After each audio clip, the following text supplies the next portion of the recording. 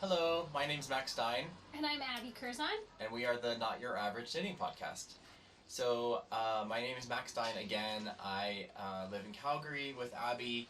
I am a musician. I play horn in the Calgary Philharmonic Orchestra. I lived in Calgary for about a year.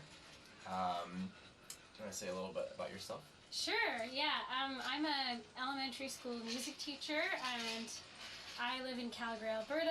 I also am a trained opera singer, and I like to rock climb and hike sometimes too, so... I feel like we're making a dating profile right now. But yes, that's a little bit about us. This podcast, the Not Your Average Knitting Podcast, we created because we love knitting and we love fiber and yarn, and we love this knitting community that we've discovered online, and so we wanted to take a more active part in it. So this is our part. This has been very exciting for us. There has been I would say a pretty crazy response to our videos, which is awesome and super exciting. So thank you everyone for your support and all your comments and all your likes. It's so sweet, some of the things that people have said, and there are people watching all over the world. Comments from Serbia and Saudi Arabia and Australia. It's amazing. So thank you very much. Today's podcast is more of the normal thing. Last podcast was a little bonus, shorter episode. But today we have a special treat for you. This is the sweater knitting episode, which we will get to eventually. We also have an announcement for the giveaway winner for last time, which is very exciting, and that will also be announced later in the episode, so stay tuned, and we will let you know who won the giveaway. There were, I think, 250 comments or something on that video, which is insane. So thank you so much for commenting, and thank you for understanding that this giveaway is only available to Canadians, but hopefully there will be international giveaways in the future. Okay, so intro stuff. So tell me about your week, Abs.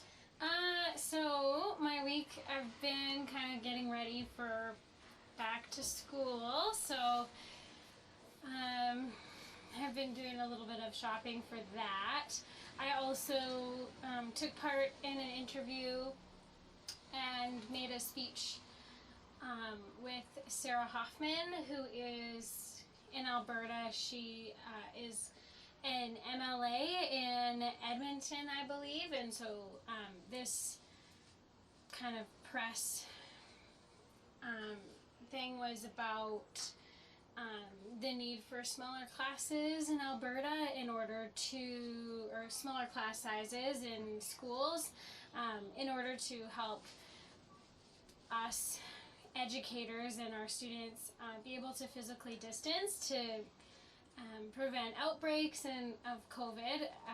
So yeah, that was really kind of terrifying and exciting, and I should copy the link so that people can watch it. Oh gosh. I don't know if it will be up online, but there is a link for Abby's speech that she gave, and she is phenomenal. And she kept texting me saying how nervous and anxious she was. And in the back of my mind, I'm thinking, she has a degree in performance and has performed professionally as an opera singer for years, and this is just talking. She's not singing, she's just talking. And to me, it would seem like it's much simpler to do that than singing, but of course, you know, everything is a different animal. But she was phenomenal, and so I will try to find that link and put it below the video so you can sort of tune in and listen to Abbey. I mean, she's really amazing. Also, she's wearing a knitted item.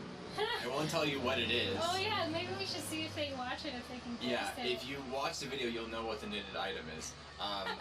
But yeah, of course, because she has to wear her knitwear, whether she's a rebel and protesting or whether she's just hanging out on her, what you call this, balcony? Yeah. So that's great, very exciting. What'd you do? My week, I basically I did a lot of biking. I've been trying to spend a lot of time outside.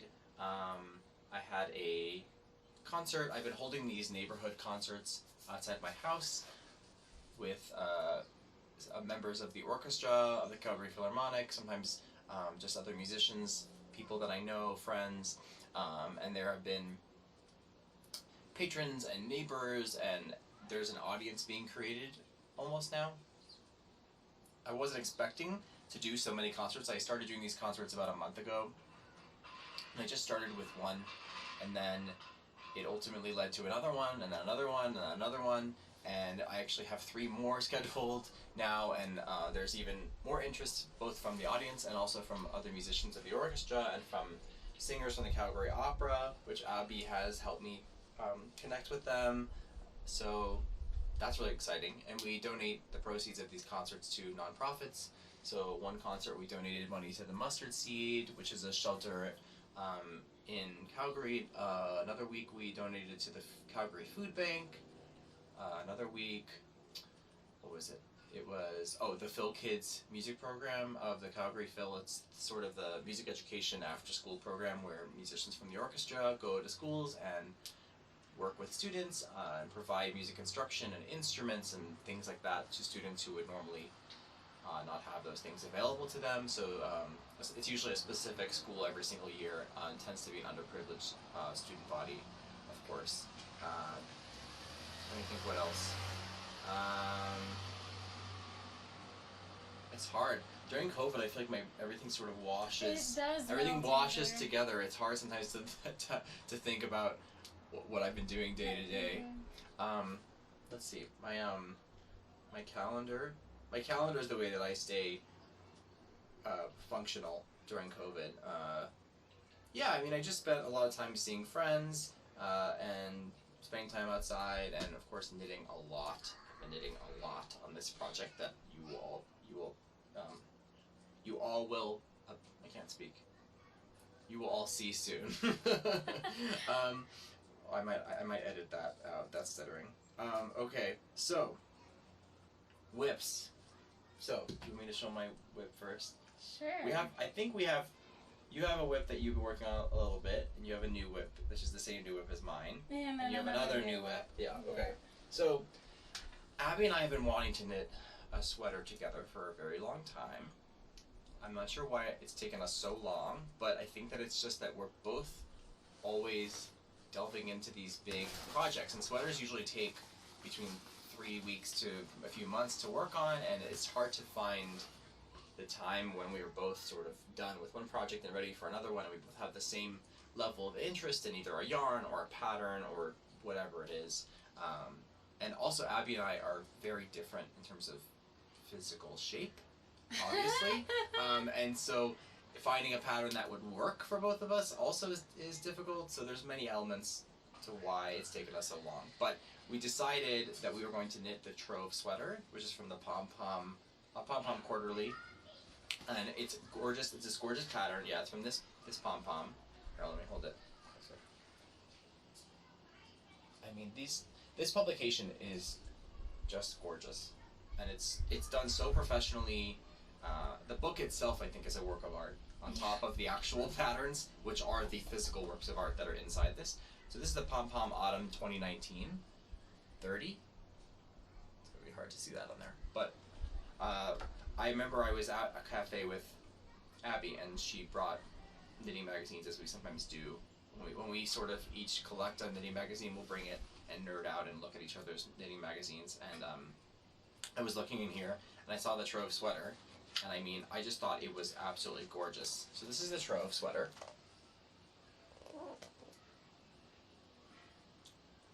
It's a gorgeous design. It's mosaic knitting, so it's like slip stitch knitting, or color work. So it's not straighted color work, which is what Abbey and I typically do, which involves actually knitting rows with 2 yarns at the same time and having to hold floats through the back of the work. With this kind of knitting, you don't do that. You're always slipping every other stitch on every row, or there's 2 rows. I guess it's slip one, knit one, slip one, knit one. The other way around is it would be, slip one, knit one, and then there's a knit and purl row. And so you're never actually holding 2 yarns at the same time. But yeah, so the Trove Sweater is what I've been working on, and we both are using yarn from Lichen and Lace, a dyer. Where's she out of? New Brunswick. New Brunswick. Yeah. Fantastic yarns. Cannot recommend her yarns enough. Please go to Lichen and Lace. I'll put a link and order her yarn. It's very reasonably priced, and the yarn is gorgeous, and the colors are beautiful, and it's naturally dyed. And so this is my Trove Sweater. I have sort of like the back and the left and right shoulder. I'm working on the front now. So I did the back first. So you actually cast on here, right there. You knit all the way up, or I guess down the back from the top of the neck after doing short rows. Then you stop at a certain point and you go back and pick up and knit across the shoulder and do from the left front and then the right front, and then you end up meeting in the middle there, which you can see I just connected the two, and now I'm knitting down the front, and eventually they will connect. But yeah, so these are my colors. I chose a dark green, a sort of rusty orange, a gold, and a gray. Oh, and a white. So there's 5 colors, I guess, including the main color. And the main color I used, I think is called Sage? Yeah, I think so. Sage. And it's sort of a gray that seems like it's over dyed with green. So I don't know if you can see there's little sort of patches of green throughout the gray there. But yeah, I'm loving this. It's super fun. It's quick because of the slip stitching. You're always slipping every other stitch, or at least there's a 4-row repeat, and on those 2 rows you're slipping every other stitch, so it seems to go by really fast. And there's also not as much purling, even though a lot of this is flat. There's not as much purling as you would normally do, because when you're on the purl side, you're actually knitting. You're knitting into the colors, which is what creates these bumps. So you're slipping, knitting on both the knit row and the quote purl row. So there's only 1 row of actual purl. So for someone who doesn't typically like to knit flat, and Abbey also typically doesn't like to knit flat, this is the ideal pattern for knitting flat. Yeah. But yeah, so I'm loving that. I'm still working on my sock. I did not make enough progress that I wanted to show it, but it's still in the works, and it will make an appearance on the next episode. And I'm using Exmoor sock yarn for that. If you want to see this sock, it's this gorgeous blue color and another like orange rusty color from Exmoor sock yarn, which is out of John Arbin's spinnery, and I think it's in Devon, England. You can go to the last episode and you'll see it there. But yeah, I'm a fairly monogamous knitter. When I get really excited about a project, I will just go gung-ho on that project, and you can tell with the Trove that I've only been working on this for maybe a week. And so I'm obviously loving it. Okay, Huh. you want to show your whips? Okay, well, this one's not come very far. I'm still just occasionally knitting the ribbing of my Eri sweater. Oh yeah. But it is beautiful, and at some point I'll finish it.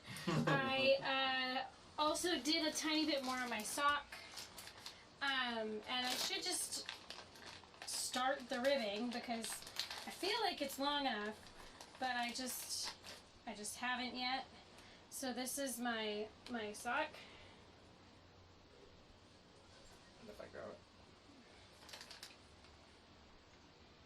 But bring back your Eri sweater, just in case somebody, so I can hold it up, just in case, for people, because of course there are projects, right? So, and we feel like everybody's already seen them, but there might be new viewers, people who have not seen our project. So yeah, that's lichen and lace. This is also lichen and lace. Rustic sport. It's gorgeous. As well. Look at the cables. So yeah, it's and it's like gray but over dyed to be kind of purplish. Ooh. And then of course I started my Trove, which I should be more monogamous on because we do have a time limit. I believe of October 10th. Is that the Rhinebeck sweater? Yeah. Deadline? Oh, I Yeah. totally forgot about that. So we want to make a matching sweater video for Christy Glass's Rhinebeck sweater video. Yeah, Christy Glass is famous for this Rhinebeck sweater video she does every year, where she goes to Rhinebeck and she films it. She talks to so many people, probably hundreds of people, about their sweaters, but she's doing an online version this year. So this is the back. Beautiful. I don't know if you can see. So I have the main color that I'm using is birch, which is just, I think, natural. Yeah. It's like a gray. And then I have 4 contrast colors or whatever. I evergreen.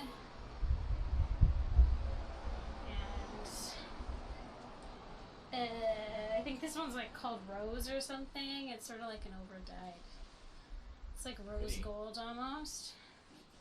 And then I have pollen. And last but not least, I have nutmeg. So those are my 4 colors for that. And of course this sweater is a kind of a unique construction, as Max and I both have noticed. So you start at the top of the back, and then you go down and put the stitches on the holder, and then you pick up stitches for the left front. So I've just picked up the stitches for the left front, and I'll knit down, and then I'll do the same for the right front, and then you join them. And then once the front is knit down, you join the front to the back. So then you can knit about half of the body, or I think maybe 3/4 of the body in the round. In the round. So yeah. there is a little bit of seaming, but it's minimal. Yeah, it's not terrible. I'm not a huge fan of seaming. I can seam, and I'm not scared of seaming. I forgot one of my whips, or my finished objects. Well, what is it? That little T. Oh. Well, do you want to run and get it? Yeah. Okay. I will pop. Okay, whenever you're ready, start. Oh, turn that, yeah. Hi. So I had one more whip that I wanted to show. So last time I had just gotten a skein of fingering weight yarn from the Loop. It's their house fingering, dyed by the lovely and talented Annie. And this is it. It's probably very blown out because it's very neon. And I know I'd said I was going to start the Casapinka Breathe and Hope shawl, and so I decided to do that. I bought, to go with it, I bought a skein of Sea Turtle Fiber Arts fingering in the colorway. Let me look. I shoved it in here. Where is Sea Turtle out of? It's a Canadian dye, it's right? Calgary. It's out of Calgary. And this is their refingering, so it's 100% superwash merino, and it's called Solitude. How pretty. And it like pairs perfectly because it has these beautiful flecks of neon, which match, or neon green, which match the green, of course. That's awesome that it's a Calgary dye. I didn't know that. Yeah, and it's really soft, as you can feel. It's like a dream too. So I love the way it's twisted too. Both of these are really fun together. So this is just the start of my Breathe and Hope shawl by Casapinka. Probably again, might be kind of hard to see with the camera because it's so bright and happy, but I love. There you go. You might be hearing some squawking. Those are the lovely magpies of Calgary. Mm-hmm. Are they considered like the Calgarian bird or the Albertan bird? I don't know, but there's a ton of them in Calgary, and they do not sound pretty when they're squawking. No. Okay, so whips and now FOs. FOs. Okay, yeah. I want to go now because you went for a little bit. I did. I'm sorry. So I have 2 FOs today. It's my hybrid tee, which I'm wearing, which I've been working on. It's my test knit for Corrado Lark, who is a designer, dyer, singer out of New York City. And let me stand up and see if I can show this. I finished it a few weeks early, but I love it. I think he's calling it the Wolf Tee or Hybrid Tee. It hasn't been released yet. This is a test knit, but it is. The yarn is Dapple by Brooklyn Tweed, and it's their new cotton wool blend. I think it's 60% wool, 40% cotton, or maybe the other way around. But it's beautiful yarn. It's super soft. I loved knitting it. It fits great. This is my first knitted t-shirt. Abbey occasionally knits sweaters with short sleeves or tees, but I typically haven't, or just haven't in the past. And so this is my first one, and I'm wearing it today on a Calgary Calgarian day. I wouldn't say it's hot today, but it's not cold, and in the sun you might get warm, and I feel like super comfortable in this. I love it, and I love the diversity of it, that I can wear it underneath stuff, and wear it as a t-shirt, and I think it looks normal. I don't know why I thought a knitted t-shirt would look strange, just because of the stitches or whatnot, but I actually think it looks fine. Yeah, and great. I really like it. So that's my first finished object. Second finished object is something that I've shown on the channel before. It's behind me.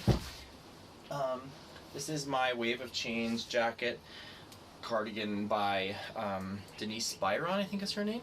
And it's a gorgeous pattern that she put out a few months ago. I'll just put it on top of this. And I needed a lot of extra yarn.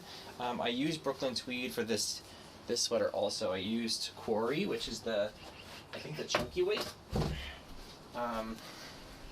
And I added a decent amount of length. Hers is more like hip length, and I added it, or waist length, and I added a decent amount of length to it to make it more like a cardigan that I could wear over things. I also added a pocket, an afterthought pocket, which I found on YouTube. I just typed in afterthought pocket. This is my first knitted pocket, which is fun. I do think I'm gonna put in snaps along the ribbing, and probably a snap here. I just haven't found the right snaps yet. It actually doesn't look that bad, even with this t-shirt. Yeah, it looks great. I didn't think they would go together, but yeah. So this is my Wave of Change jacket. I love it. It's a great pattern. It's super easy to knit, and it's knit with big yarn, so it goes fairly quickly, unless you're me and have to knit everything so much longer and bigger than everyone else. But yeah, I'm super excited for the winter. I know no one in Calgary says that, but I'm actually excited for the winter because I want to wear this. Okay, I'm excited for the fall when it's going to be cold enough, and this is a perfect fall color. So I'm excited for this. And yeah, those are my two FOs. Cool. Well, okay, your turn. Okay, so I am wearing an FO. So this is my summer trellis top or tee by Knitterella, Jill Zielinski. So yeah, this is it. You can see slip stitch cables at the top, and I actually did long sleeves. I thought I was gonna do short sleeves, but changed my mind, and yeah, that's that. Beautiful. And then I have one that you didn't even know I had, because I didn't show it, because I finished off all the pieces and then neglected to actually finish it for a while? Actually seam it, because I do not like seaming, Sam I am. I do not like it on a boat. I do not like it. I don't know the rest. Oh my god, you're going into it. Yeah, I get into it, but yeah. So anyway, this is it. It's like a cropped shirt. It goes great with my like high-waisted shorts, and it even looks cute over a dress. It's so cute. You were wearing it the other day at one of my concerts, and I had never seen it before, and I was almost offended. How dare you knit something and not show me? But I guess she had really knitted part of it or most of it a long time ago, maybe even before I met you, or maybe you knitted it while we were. I think I knitted it in like April or May or something. Okay. Yeah. Oh, well, maybe I think I was in Florida. You were still gone, yeah. Yeah, I was in Florida, that's why. And then this one, I think I showed it finished off, but without the ends weaved in, so I just thought I'd give it a good mention with the ends weaved in. This is my Rift by Jacqueline Cieslak, and it's in Mono Still Uruguay. Oh, I should have mentioned that the other top was a We Are Knitters kit that I got for my birthday. Oh, okay. And they're really awesome. So if you like it's kits, a really good brand. Yeah. It's a really good brand. And then this is Mono Still Uruguay Milo, which is like a merino linen blend, and it's really beautiful for summer. So yeah, those are my... I need more knitted tees. What I'm gonna have to do is before next summer, I'm gonna have to start knitting tees at the end of winter. Yes. In preparation for summertime. Yes. And I haven't really enjoyed knitting cotton or linen in the past because I miss the wool in the fiber when I'm whenever I've seen yarns, I always miss it in terms of the texture and just how it feels. But I love this blend so much. I definitely would use this again for sure. Maybe in completely different colors. And I'm sure there are, for sure, cotton wool, linen wool blends out there. So it's just a matter of finding what you like. What you like. Well, this Milo, the Monostel Uruguay, is really heavenly. It's like a really gorgeous DK. Like, I actually think it'd be great in a soldotna if you found 4 solid colors and... Yeah. You know. And so that's a wool cotton blend? No, it's wool linen. Oh, wool linen. Oh, interesting. Yeah. Cool. So it actually even wrinkles, because linen wrinkles really easily. And so, I don't know if you can see, but yeah, it'll like wrinkle. Oh, yeah, like that. I see what you're saying. Yeah. Interesting. Which is kind of cool. Okay, so we've done whips and FOs. Oh, so now the giveaway announcement. Yay! Okay, so we had many comments and many people from Canada tuning in. Thank you so much for everyone who commented and took part in this giveaway. It's our first giveaway, so this is very exciting for us. We're trying to get all the pieces. I decided, so last week we showed this skein of yarn from Sassy String Yarn Studio, who is a dyer, I believe, in Edmonton, or maybe in Saskatchewan. And it's called Chedabucto Bay, which I found out by one of the viewers is a bay in Canada. In Nova Scotia. In Nova Scotia, yeah, which makes sense. And so this yarn will be given away, and also I decided to throw a few little things in here. So I decided to throw this pin, this alpaca pin, as part of the package, which is from Twill and Print. And then a little row counter. You can wrap around your finger. It's electronic, which is super cool. And then a cute little pair of scissors I found in a store actually in Canmore, and got a pair for Abbey as well. It's a tiny little pair. So, the winner of the giveaway is from Random Selection. The winner is Krabby Chipmunk.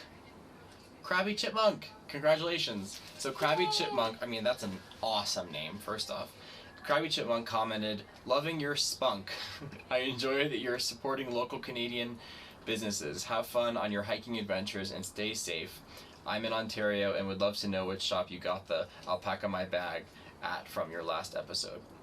Thank you so much, Krabby Chipmunk, for commenting. This is awesome. I believe I did comment and respond at which shop I got the bag from, but if not, I'll make sure to go in there and get that for you. So Krabby Chipmunk, please send me a message, either on YouTube, leave a comment. I'll find you on YouTube, or you can send me an email. Maybe I'll stick my email below the YouTube so you can get in contact with me and just send me a message that says winner in the title, and I'll make sure to get this little package for you. Yay! So the yarn, and then all the goodies, the pin and scissors and row counter. Yeah, and Yay. then she'll have to, he or she will have to tell us what they made. Yeah, you have to let us know what you're gonna do with it, or send us a picture on Instagram or something like that. Find us on Instagram and send us a picture. Okay. Oh, by the way, I wanted to mention, I've seen many comments saying that you would like to hear Abbey sing and you'd like to see me play horn, and we probably will do that at some point on the channel. But for now, if you're really wanting to scratch that itch, Abbey has videos on YouTube of herself singing. You can type in Abbey Curzon. Do I? Maybe they're not videos that she put up, but there are videos of her singing arias with piano on YouTube, which I've seen. That sound amazing. So you could go there. I did not talk to her about this before recommending this. And then, and so maybe she's gonna hate me for this. And then also, if you follow me on Instagram, I post videos of myself playing horn fairly regularly on Instagram. So if you're an Instagram user, or even if you're not, maybe you should be, follow me on Instagram. I'll put my name below, and I upload recordings of myself playing horn. I've also been doing these quartets where I record each part separately and sync them up. I just wanted to say that for the people who are really yearning to hear me play or hear Abbey sing. And we'll do it. I'll sing soon for sure. I am making progress, slow but steadily, with my speech therapy. I mean, I feel like I'm starting to sing stuff. It's still limited range. It's still careful, but it is encouraging that I'm starting to hear my instrument kind of coming back and healing, so that's a good thing. I've heard her saying she can do it. It sounds great. No, I think it's as much a mental. It is thing. half a mental. It's like half mental and half sure. physical, like, you know. And I have a lot of stress right now too. So with school obviously, and everything. like my reflux is a bit out of control, and I have really bad summertime allergies. So all of those things impact your voice because they create swelling and stuff like that. So the more I can get that kind of stuff reined in and under control, the quicker I will bounce back. Well, we will all look forward to it. So in terms of acquisitions, before we move on to our sweating knitter, sweating? Did I say sweating? Oh my gosh, sweating knitter, knitting sweaters, sweating sweaters, sweater wetter.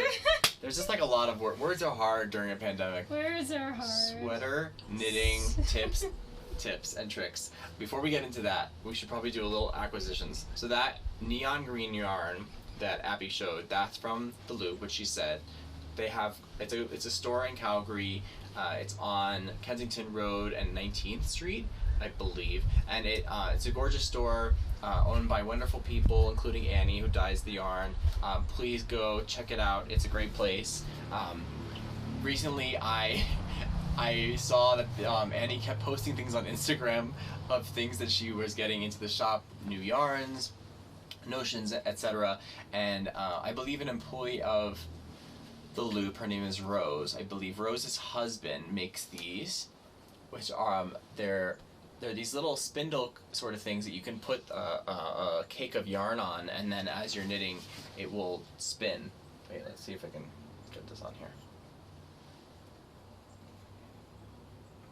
without making a big problem. Okay. And so, as she's knitting, if she wants to pull yarn from the ball, instead of having it roll around on the ground, she can just pull little bits of it at a time, and then it will come off of this, and it holds it. And I actually have two now. I bought one a few months ago, but then they sold out, and Rose's husband made a bunch more, and so I texted Abbey. I said, there's just, they just dropped off a bunch of new of these. Would you like one? And she said, for sure. So I bought one for her and for me. They're amazing. Yeah. I mean, I picked it up for Abbey, not bought it for her. But yeah, they're great, and I believe she still has some. I think she might even have one that has two at the same time. I use my two for color work right now. I'm using it for my Trove Sweater, and it's awesome. I love having it on the table and having my yarns there, not worrying about them rolling under the couch and having to fetch them, which is probably something that many of you have done, chasing after your yarn as it rolls around the house and wraps around every single thing, including the post of the bed or whatever. The worst is when you're at a friend's house and it's doing that, and then you're just like, oh, excuse me while I crawl underneath your table. Yeah. And crawl underneath your dresser to grab my yarn. Yeah. Okay, so the time has come for sweater knitting tips. Okay, so we obviously are very big into the whole sweater knitting. That is the main thing that we do. I mean, I know Abbey knits shawls, and she does hats, and she does do all that stuff, but I think that her real, there's an itch to knit sweaters, I think, for both of us that must be scratched. Even if we're doing other things, we have to have either a tee or a sweater or something on the needles. For me, I just think, I guess in my mind, a sweater is sort of like the ultimate representation of the usefulness of knitting and the usefulness of the skill of knitting, at least in my mind. When I first started knitting, I got excited about knitting because I saw all these gorgeous sweaters all over the store, and I thought, oh my god, I didn't realize that you could hand make these things. Of course you can, but when I was outside of this knitting world, I just didn't realize the capabilities, and I saw these gorgeous colorwork sweaters and cabled sweaters, and so now that I'm able to knit a lot of these sweaters and able to tackle some of the more challenging patterns, that's the really exciting part for me about knitting, is knitting sweaters.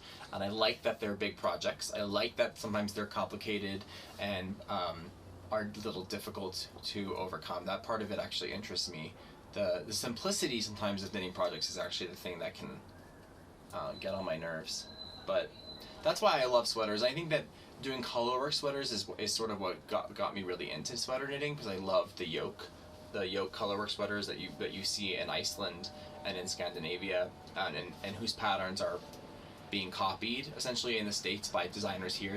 They're finding inspiration and creating new designs that are based off of Icelandic yokes and Norwegian yokes, etc. So that's like, I love sweaters. Why do you love knitting sweaters? To be honest, I just like the art of making something for myself that I can wear and enjoy. I think, like, I didn't start doing color work until last year. Like, I did lace, I did cables before I did color work. Last year? Really? Yeah. I thought you'd been doing it longer. No, I think my adiatum or whatever, that, I think I wore it on episode 2. It was one of the 3 sweaters I showed. Mm-hmm. That was my first color work sweater. So yeah, but I think I just like the magic of having something that you're wearing on your body that you made, and then you can make it especially for you. I just think that's so cool. And I feel like my first, well, I guess it wasn't a sweater, it was a cardigan, but my first like wearable type cardigan object was out of Noro yarn, and I really liked Noro yarn because it self stripes, so it's really cool to have the new surprise color just kind of slowly, gradually appear, kind of similar to Spin Cycle in that way. Yeah, I think the original Spin Cycle. There are a lot of yarns that do that sort of that color, but I think Noro is famous not just for the yarn, but also they have these crazy patterns, really amazing like constructions and designs, and like really out there like huge shapes. And I think they have even a magazine or publication. Yeah, they have a great magazine, which is gorgeous. And I don't know if I would wear some of the stuff in there, but I mean, it's beautiful stuff. And the designs I find are very well written in those magazines too, which is nice, especially if you're starting out, getting into that kind of thing, sweaters and stuff like that, because you can make a really interesting and beautiful garment that's actually very simple. Yeah. In terms of construction, so. So how did you go about doing your first sweater? Like, what was the process? Did you literally just pick a pattern online and bought the yarn and did it, or did you have someone help you? My grandma helped me. Your grandma helped you? But I picked a pattern. I think it was I think my first sweater, I ended up becoming my second sweater because it was kind of harder to construct than I was expecting.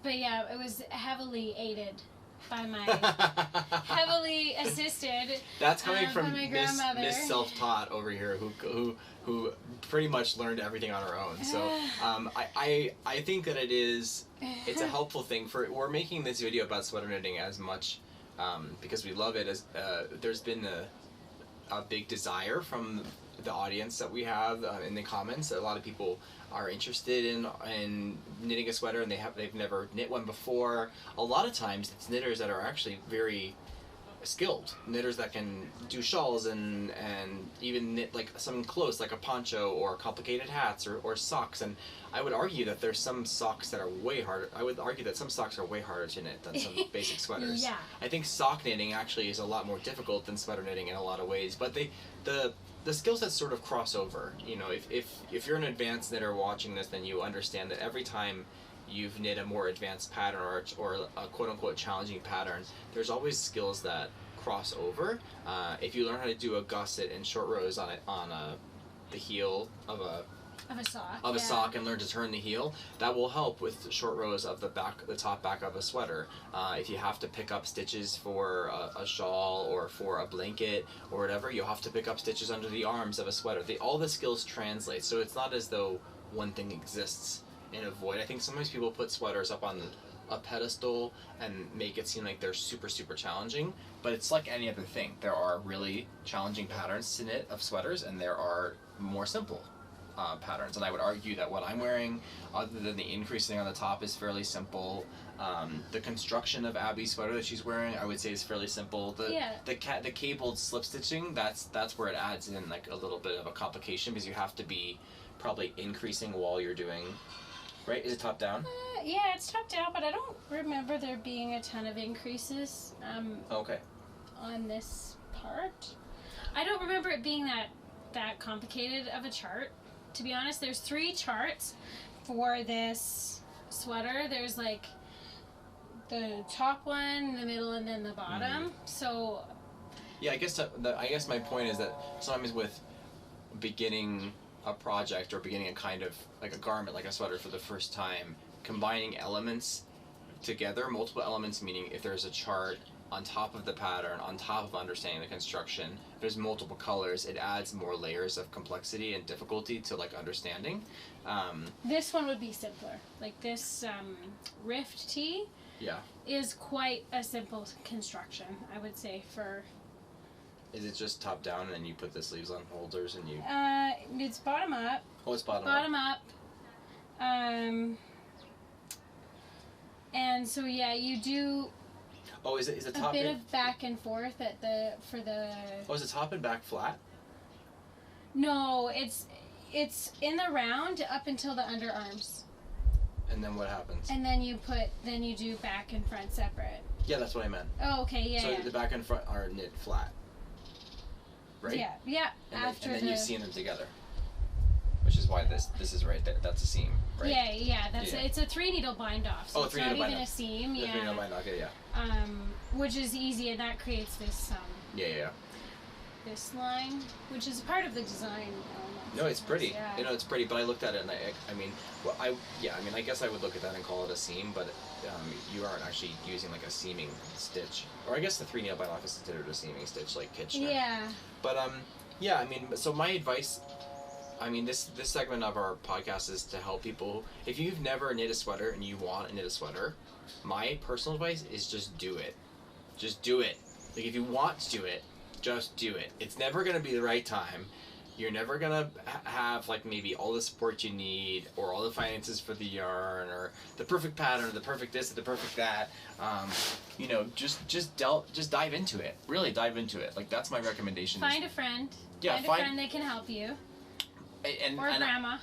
Yeah, honestly, when I learned to knit a sweater, I took a class on sweater knitting, but it wasn't a class where someone was holding my hand through the pattern. It was sort of a class where everyone picked the sweater pattern they wanted, and then we sort of just met every week for 6 weeks, and it was sort of almost like a knitting club.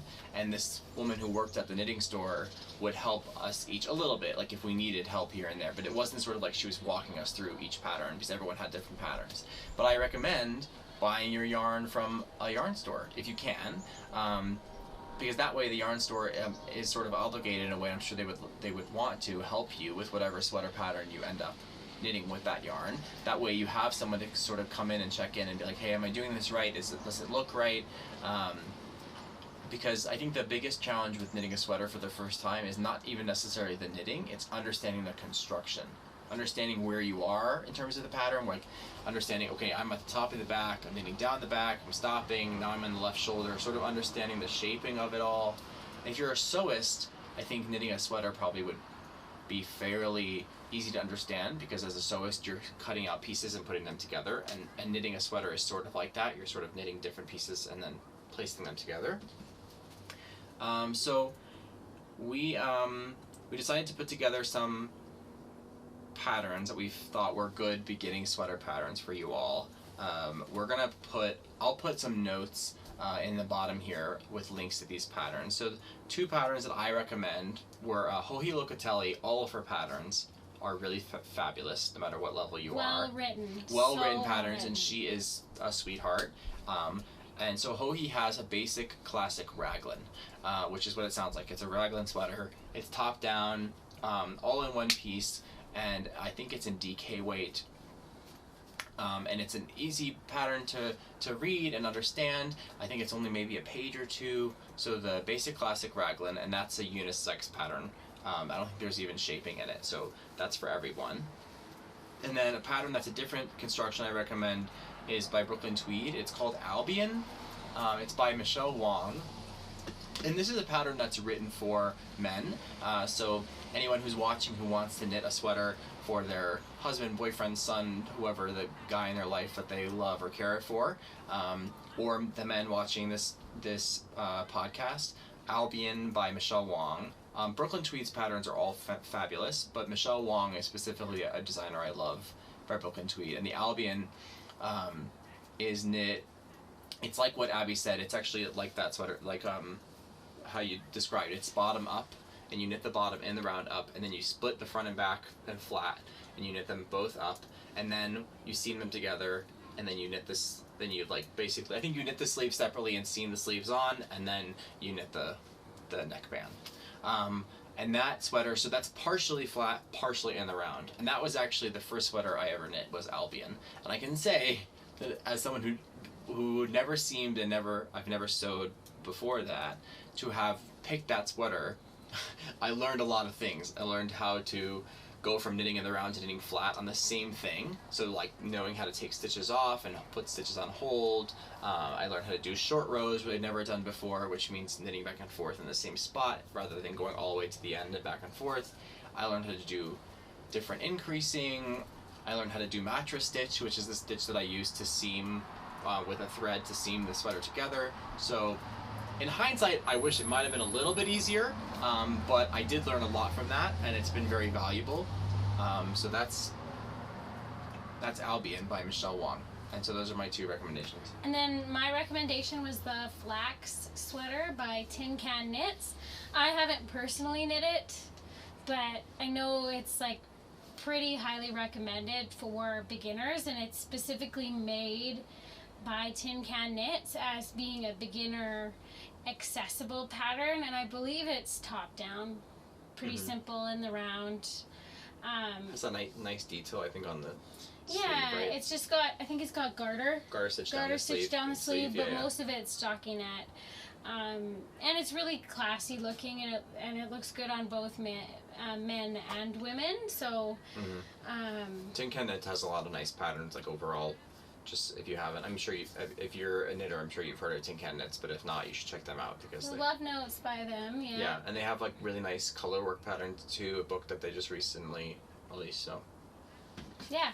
So yeah, so those are just a few patterns we recommend. Of course, go to Ravelry, go to Rowan website, go to Brooklyn Tree's website, go to these knitting websites and put in whatever you would like to find. If you want to find something that you want to knit flat because you're a sewist and knitting something flat makes more sense to you, and seaming it makes more sense to you, then do that. If you want to do something top down, you can type that in. You can put top down, you can put these filters on these websites and they'll show you patterns, and you can even put difficulty, amount of yarn, colors. So don't be afraid, just sort of jump right into it. And of course you could also message your friends, talk to people at the local yarn store and say, do you recommend a first pattern? I'm sure, they've got that question a lot, so I'm sure they'll have things to say. So yarn recommendations. So this is a little bit difficult because I think that Abby and I don't actually knit a lot with the yarns I'm about to recommend. But these yarns, I wanted to recommend yarns that are good quality yarns that are at a low price point for people who are a little bit worried about the financial obligation of knitting a sweater, which it is a lot of yarn, especially if you're a big person like me, but even if you're not, it still can be $100, $200, $300 depending on the yarn.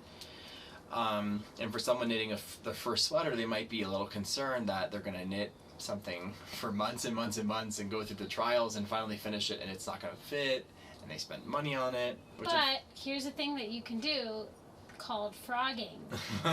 You can frog it, but I think that might be the end of whoever's sweater journey. Yeah, if it doesn't fit, you can frog it and cry a little bit. Or give it to someone else. Yeah. But so these are 3 yarns I'm recommending that I have knit with these yarns. I think they're good quality, and I would knit a sweater with them.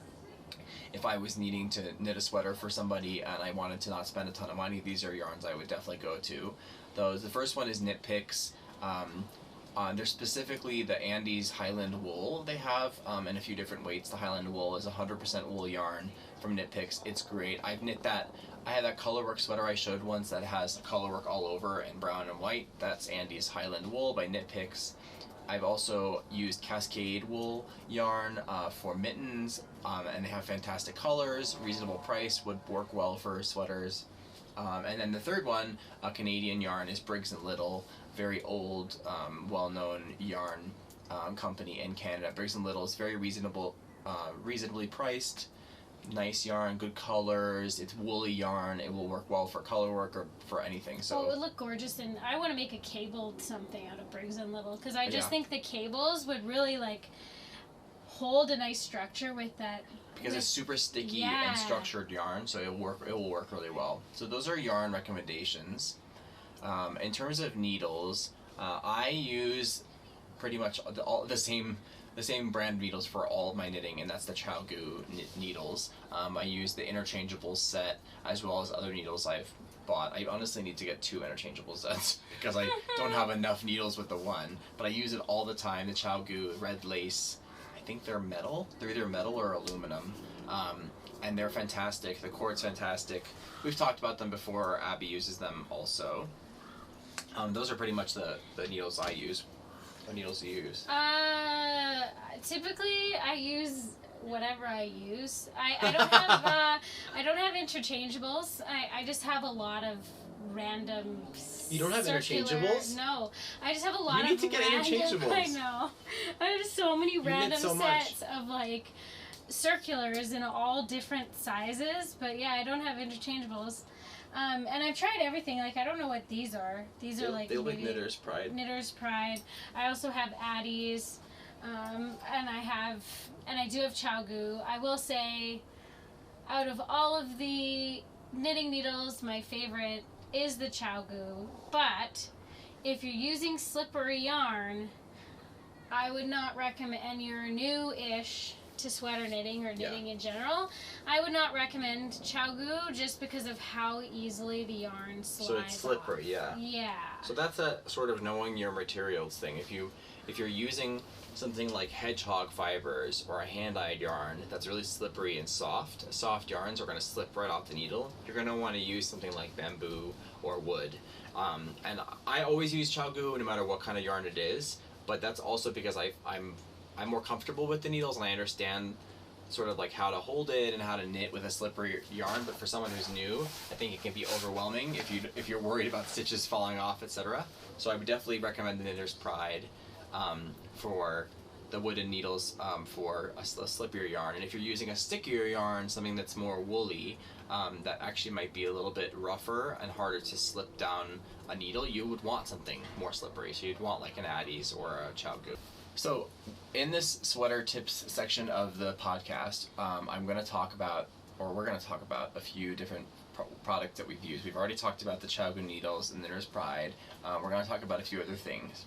And if you'd like to support the channel financially while still getting the things that you want, it's possible that you can use the links that I'll put below the video. And basically what I'll do is I'll just create a link for Amazon for the items that we already use and purchased, and I'll just put them in the links below. And if you click on those links to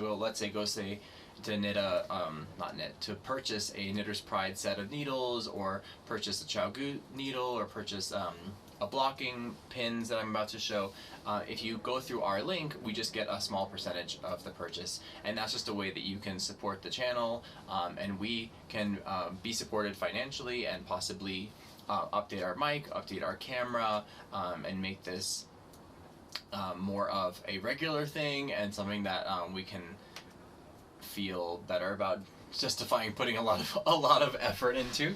And so if you're already going to purchase some of the things we mentioned today, you might as well. It doesn't cost you any more money, and we get a small percentage. So I wanted to be upfront about that.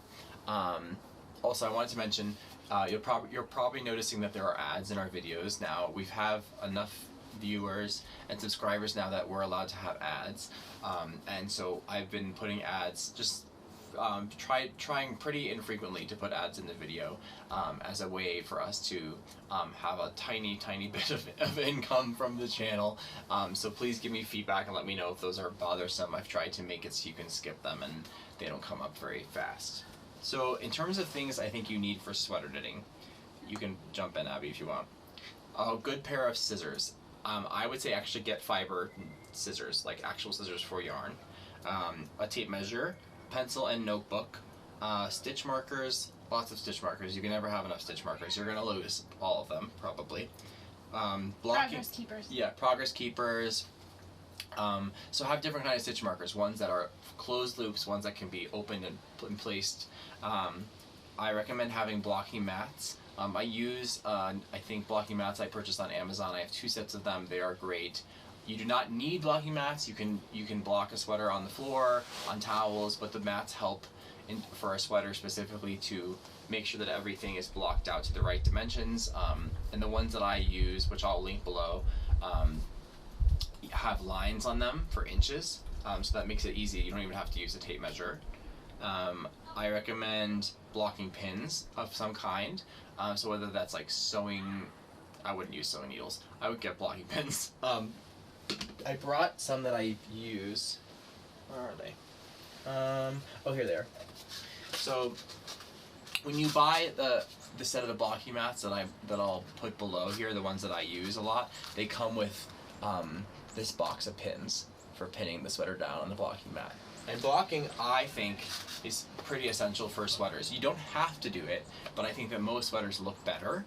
And most knitted items, I think, look better once they've been blocked. And blocking is a whole nother thing that we can talk about another time. But so these are the knit blockers by Knitter's Pride, which you can purchase on Amazon or at your local yarn store. And I'll link these below. I have 2 of these that I use, and they come. The reason why these are great is that it comes with this set of basically So cool. like blocking pins, but they're in like how would you describe it? Like they're sort of like attached to a piece like this. So you can stick this whole, you can sort of do larger sections at a time rather than go one pin, because going pin by pin can be quite tedious. And so there's a decent amount of those in there. Completely worth the money, I promise you. So those are the knit blockers by Knitter's Pride. Sock blockers. I do have a pair of sock blockers, even though I only have knit 2 pairs of socks. I think they're also Knitter's Pride sock blockers that I purchased on Amazon, which I can link, and those are great, especially if you're knitting socks in wool, or if you're knitting them for a friend or a loved one. It's nice to soak them and block them on a sock blocker, because it just sort of like evens out all the creases and makes a sock look really professional. So yeah, can you think of other things you need for? No, I think that's. I feel like that's pretty. Get a sweater knitting notebook, or just get a knitting notebook. I'm not sure if Abbey has one, but I highly recommend it. I have a notebook that I use that I purchased a while ago, and it actually says my knitting notes on it. My knitting notes. And I fill this thing up, and like I've only used like part of it, but I use it for all my patterns, specifically my sweaters. I put in all the needle sizes I'm using. I count stitches and rows and increases, and I put different colors, and I put arrows, and it just like, it helps me know where I am in the sweater. I know what size I'm doing. I know how many yards I need. It just helps me keep everything on track, and this way I'm not writing all over the pattern and making it look sort of messy, but I can sort of just make this look messy. But you can tell I'm pretty meticulous with the counting and the checking and everything, and this way I don't get off in my sweaters as much as maybe I would if I so like you were like me. Yeah, so learn from the bad one over here and get a notebook or get paper and make a notebook or whatever, and just keep your notes there. For instance, this is my Trove sweater. This whole page and a half is just the Trove. Look at all that. See that? And I've only done part of the sweater. So like, it just helps me. It helps me understand the pattern, understand where I am in the pattern. When I sit down, I can come back to my notebook and I know exactly where I am and where to start. So that's a big recommendation for me. I feel like I'm doing this whole segment. Do you want to? No, you're killing it. Okay, I'm you're killing it. I will keep going then. So, sweater tips. Make sure to do a gauge swatch. Yes. Probably more than one gauge swatch. I didn't do gauge swatches for my first sweater. If I did, I really wasn't meticulous about it, and the sweater did not come out the correct size. So. Yeah, I've been burned by not doing gauge swatches a few times. Not only should you do a gauge swatch, but you should think, instead of just seeing it and being like, yeah, I think when I've washed it, it'll be fine. Like, no, like actually wash your gauge swatch. Actually block out your gauge swatch. so that you know that the yarn that you're using isn't going to stretch enormously or shrink enormously or do magical, mystical things. Yeah, so gauge swatch. I know it seems like it sucks, you get really excited about the sweater, but I can tell you that if you make it a habit, it won't suck because it's almost like an exciting, you can like anticipate starting the sweater and you can be excited about knitting the sweater because you know that it's going to come out the right size and that when you spend all that money on the yarn and all the time that it will be worth it, and I promise you will not regret it. You will regret not swatching and coming to the end of the sweater and it not fitting and being like, I should have just spent that day or two knitting that little swatch. And also, it's kind of like you're pre-gaming for a party, as the kids would say, right? Like that's what the gauge swatch is. You're just like interacting with the yarn and you're preparing for the fun. So just enjoy it. I don't do this enough, but I would also recommend if you're a newer beginner knitter to sweater knitting to measure both stitch gauge and row gauge. So stitch gauge is left to right and row gauge is up and down. Typically, if the left and right is correct, the top to bottom will also be sort of close. The reason why it matters if the top to bottom is correct, or if you need to be aware of how many stitches you're getting top to bottom, is because if the designer says knit 40 rows till the hem and then begin your ribbing, you're just going to knit 40 rows, but your 40 rows might be 4 inches longer in length than her 40 rows or their 40 rows because their gauge is different. So if there's ever an option in a pattern that says knit 40 rows or knit 8.5 inches, always choose the length and not the rows, because the length will mean that no matter, I hope that makes sense, choose the length, not the rows, because your row gauge might be different. So know your row gauge, know your stitch gauge, that will all be helpful. Make sure you understand your yarn, like Abby said, that blocking it and knitting a swatch with it will give you experience to like know what it feels like to knit with it. You might do a swatch with a wooden needle and be like, this is not working, I want to try a different needle. You know, so that way you don't have to be switching needles in the middle of your project, which I don't recommend. Make sure you knit a pattern that is tested and edited and knit by many people. So the sweaters we recommended are the professional patterns that we know have been knit by many people, hundreds of people. Don't knit a sweater that has just been released and not that many people have knit it yet. I would not do that for your first sweater. I would recommend some like tips and tricks and things I've learned from doing a lot of sweaters is that sometimes gauge changes throughout the knitting. So you might be actually getting gauge at first, and as you knit you might become a little bit more relaxed in your hands or whatever, and the gauge can change depending on if you're knitting flat or in the round, or if you're knitting on a sleeve or smaller circumference. So just occasionally, every few inches, maybe just pull a tape measure out and just like roughly check it with your eyes just to see if it's really changing a lot. That's happened to me with colorwork stuff, the gauge changing. Yeah, well, and especially if you're doing colorwork sweaters, I would definitely recommend, especially at first, going up at least one needle size. Or two, or maybe three. Maybe 2 or 3. Whatever you need, yeah. Because you could make that sweater and then realize, like, oh wow, it's like really tight in those colorwork sections because... Yeah, colorwork is a whole other ballgame because of floats and things like that. Yeah. So know what you like in terms of length of sleeves or body length. A sweater pattern will typically say, you know, knit the sleeve till this length and then stop and do the ribbing. But you don't have to do that. It's not like a have to sort of deal. Like the main construction pieces and the complicated stitches and things like that I would follow. But if it says, you know, to knit the body a certain length, you can always knit it a little bit longer if you want to. Just keep in mind that when you're looking at the pattern that you might want certain things to be longer or even shorter, and you might think to yourself, maybe I don't need as much yarn as they're recommending, or maybe I need more. I would say probably it's safer to get more yarn than you think, and if you're gonna knit things bigger or longer like I do, to get extra yarn. Better be safe than sorry.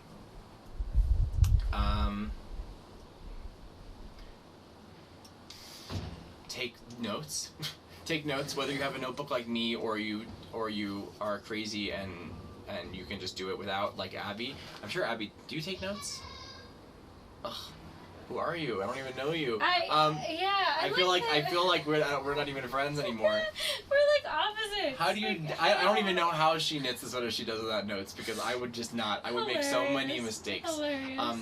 By the way, Abby had me rip back 3 rows of her knitting the other day, and maybe she wouldn't have had me. And I had to pick up the stitches and fix her Trove sweater because she wasn't probably taking notes. So take notes.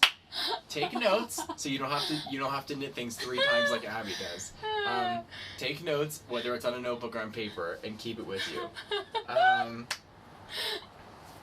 My last tip is something I've already said, is buy yarn at a local yarn shop, so you can get tips from local people and your friends, and you can go in and get help. Yeah, you can solicit lots and lots of help. Okay, so that was a lot of information about sweater knitting. I hope it was helpful. Please leave comments and questions if you have any, and I'll make sure to respond to the questions specifically about the sweater knitting. Okay, so for music things today, do you want to share your music? Sure. So I thought I'd share a Canadian composition today. This is from a Canadian composer. His name is John Estacio. Wrote an opera called Filumena, which is about the I think the last woman in Canada to be hanged. She was accused of killing like an RCMP officer. This was during the Prohibition era in Crow's Nest Pass, which is not that far from here. And so this aria is called the Storm Aria, and it's being sung here by Laura Whalen, and I believe the orchestra is the Edmonton Orchestra.